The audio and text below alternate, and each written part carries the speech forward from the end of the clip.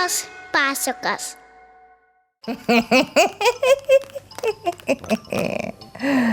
Sveiki prisijungę prie gyvų pasakų. Su jumis šįkart mama Ragana. Na ir pasakaitė abrakadabra gėlelė jėgelė. Raganaitė su savo broliuku Titu kieme žaidžia futbolą.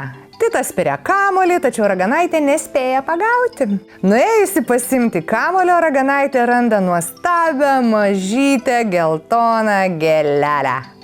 Ji atsargiai ją nuskina. Pamerksiu ją į mažutę dailią vazelę, sako Raganaitė. Eik sau, supyksta Titas, užuot žaidusi futbolą imi uostinėti gėles. Raganaitė pripila į vazelę vandens ir pamerkusi ją gėlelę nuneša į svetainę.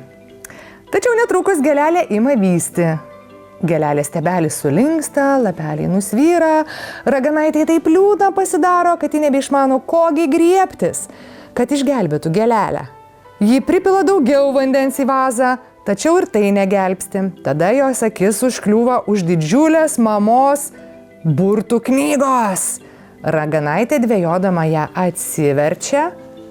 Mamai labai nepatinka, kai prie jos lendu, bet jei aš gerai ją užversiu, mama nieko nepastebės, mąsto savo Raganaitė. Ji susiranda reikalingą burtažodį ir perskaito jį garsiai.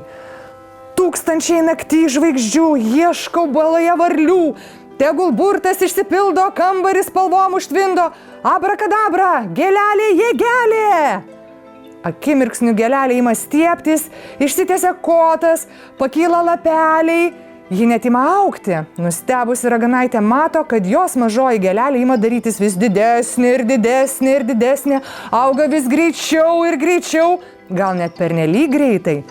Kai gėlės kotas sustorėja tiek, kad sutrupina vazelę, Raganaitė ne juokais išsigąsta, tačiau nieko nebegali padaryti. Gėlė ir toliau auga. Brakšt, gėlė pralaužia stogo, o siaubo apimta Raganaitė išpuola iš namų. Padėkit, padėkit kas nors, šaukia ji. Netikėtai ant šluotos parskrenda mama.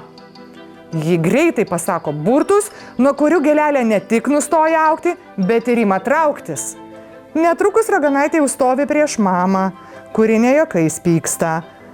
Ar kišai savo smailą nosytę į mano burtų knygą? Raganaitė linkteli. Ir kasgi dabar suremontuos mūsų namus?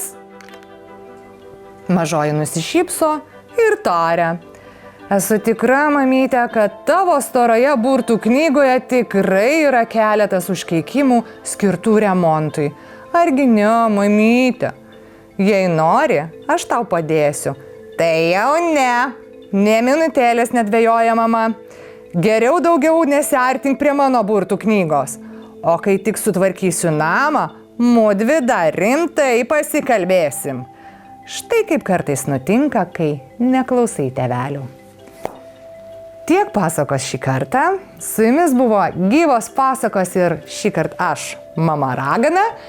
Nuo visų, kuriems patinka tai, ką matote savo ekranuose, noriu paprašyti palaikyti mūsų kūrybą, prenumeruoti gyvos pasakos kanalą YouTube, taip pat pamėgti mūsų puslapius ir mūsų profilius socialiniuose tinkluose, na ir aišku komentuoti, galbūt netgi siūlyti savo pasakas, kad jas vieną dieną išgirstumėte.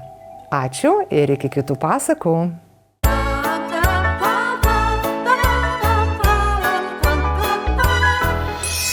Gyvos pasakas.